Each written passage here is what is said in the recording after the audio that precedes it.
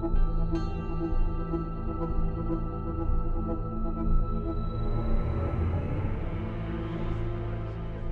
a lot of other people I could mention in my career who are camera, art director, costume, etc., etc. But and I used to deliberately change because it's dangerous to get too secure, and I feel a bit like being an athlete. It's good to be on thin ice, so you really have to try. Then I realized that I was more succeeding in speed and doing more films, because I used to get fed with having to wait for 18 months before I start my next movie. So I tried to stay with the same team, because then you don't exactly phone it in, because none of my people they're way better than ever phoning anything in. So I have them there so I can move like lightning. It's top end production design, hair and makeup, costume design, like just profoundly lucky to work with people of that talent, because it all comes together to form the aesthetic and the image of the film that you're trying to make. I want to start off with a group of lepers. First thing you see is coming to rob is fucking lepers. So I want to go up by the gate when a crowd of lepers coming at him and then shooting with spears. So hold me back, keep them back. They're just begging. Copy. It's probably like a little community of like 10 or 12. Okay. And maybe we'll do that up, coming out of the ruins up there, right? Okay. That's the first thing he sees. And just coming down here, just him looking at the room as it is. It looks pretty bedraggled and looks great. Then we'll go that way and end up outside the gate, yeah. I have only 2 words for how we did everything, and those 2 words are Ridley Scott. He has capacities that are almost superhuman in terms of keeping stuff in his head. He storyboards the movie frame by frame months before you ever start shooting. He has all the battle sequences in his head, and other sequences too, but all the big spectacle things he has. And not only does he draw them himself, he also paints them himself. Ridley's a genius, like his late great brother, and it's more than an opportunity and a pleasure. He's I'm gonna say a national treasure and all that. I know he'd hate me saying those kind of things. He's a gruffy old genius, you know, and I love him. He just gets on with it, and he's a visionary. I mean, what he sees and how he puts it together, and his team, you know, I don't have to think or worry about anything. Just put the gear on and do my part. You have 2 up there, 1 there, 1 here. 2, That's 4, 4, 8 today. The speed, if you know where to and how to do it, 5 cameras are 5 times faster.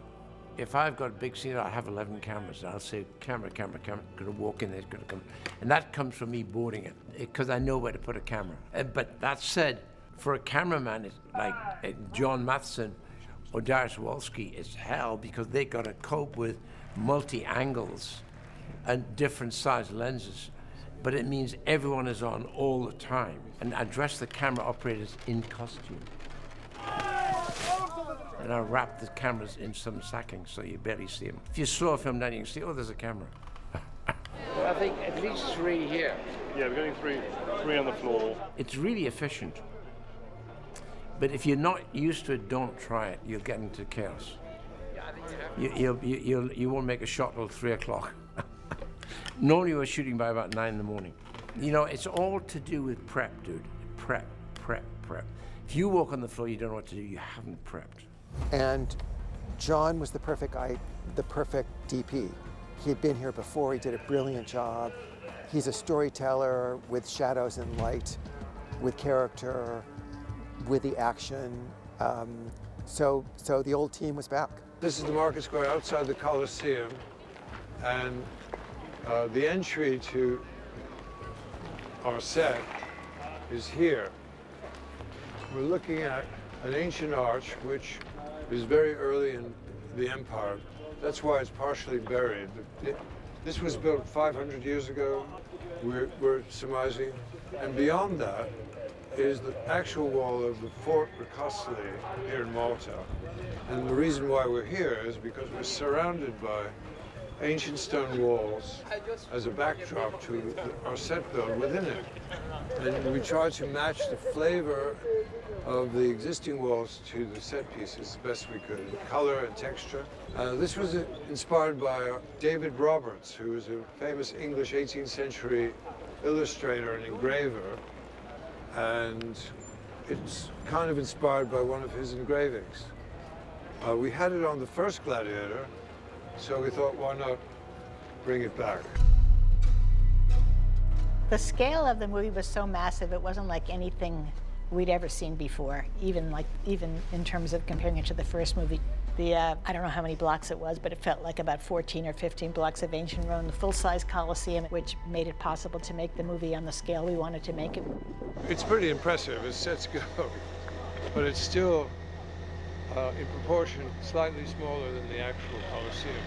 Coming back for Gladiator II, Arthur Max, the fact that he would return and once again build the arena, he could pull out his old plans, that was a great beginning. So we shot this movie in 2 countries. We shot for a few days in Morocco on the edge of the Sahara Desert, but the vast majority of the film was shot in Malta, in the Malta Film Studios, which is a stunning backdrop in an old Napoleonic fort, where we also shot quite a lot of our previous movie, Napoleon. Well, Arthur's like, you know, the expert. By now he's the expert on medieval architecture, medieval Rome, and anything period I tend to jump on. I'll say, oh, here we go, Arthur. Here we go again. What he said to me, I think, which was most significant, was we're going to go for scale on this one, which I took to mean we're going to build everything bigger than we had done in the first place, which was very big to start with. But for example, where we are now in Malta, the Rome set in Fort Apostoli, where we built the original Rome set with the Colosseum and Palace and the Forum. We used the whole site this time, whereas previously I think we only used about half of it. We built the Colosseum pretty much the same, except it's a bit higher, has a more impressive entry arch. We built a giant triumphal arch. We had one on the first movie, but it was a very small version of what we ended up with on this. A truly, you know, triumphal arch, where we had an enormous military triumphal procession, and that was very, very successful. I think worked very well. He built the Emperor's Palace, which is gorgeous. He built the Colosseum, which was incredible. He built the city of Rome, which is many blocks and arches and a statue of Pedro Pascal, General Cassius, and research that he did. At any given point, he was an expert on whatever we were shooting.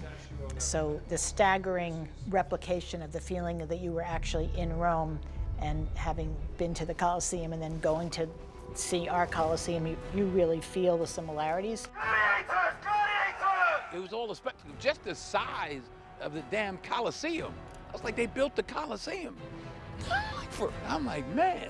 And then you'd see lining up for probably a half a mile the extras in full costume walking to the set. So going to the office really meant driving and seeing 1,000 extras in full hair and makeup in the beating sun, walking towards the set and then entering the Colosseum. So it was crazy. I built 47% practically, 4 stories high. It is actually 5 actual scale, and all the streets, all the columns, all the buildings were full scale. And it's still cheaper than doing that all digitally. And the amount of locations that we've found on this relatively small island are extraordinary. This particular area we're in today, we built a giant arch of Rome for an army to go through and put a stream in beside it, and we had the winding country we needed around it. And we went to a beautiful, very, very old city of Medina on a hillside that's a gorgeous, intact city where we shot Lucilla's house. The light in both of these places with huge big skies, spectacular light. And here we did exactly the same. We made Rome in Malta and we made Rome again in Malta. and it's wonderful. Jonty is a brilliant costume designer. What she did with Macrinus's costumes and Lucilla's costumes and the Emperor's costumes, poor Lucius gets to wear the same thing all the time, more or less all the time. Not that he doesn't look great in it, but he's a slave. But the people that aren't slaves, she really went to town with, and both emperors wear ravishingly ornate costumes. And Lucilla, I think she had maybe 11 costume changes, or maybe more, I can't remember, but everyone is different, everyone is beautiful. We went very couture. We took a lot from the last century, Holstein and Courage and people like that. And Ridley looked at them and he went, yes, great colours, but I want a lot more bling, a lot more zhuzh. So we went back to the drawing board and we put a lot more trim on. As you can see, I mean, this is so gorgeous. We've got embroidery, we've got jewels, we've got trim, it's just spectacular. It was a joy to do, as were the emperors. They were a joy to do. I mean, so wonderful to do these young boys. They're both in their 20s. They're both completely mad, and they have red hair, and we were just dressing them out there, but using fabulous fabrics, using lots of embroidery, using just wonderful gold on gold, silver on silver, ancient embroidery, ancient, not saris, but ancient Indian embroideries. We were just using what we could for all four of those actors, in actual fact. It was very exciting.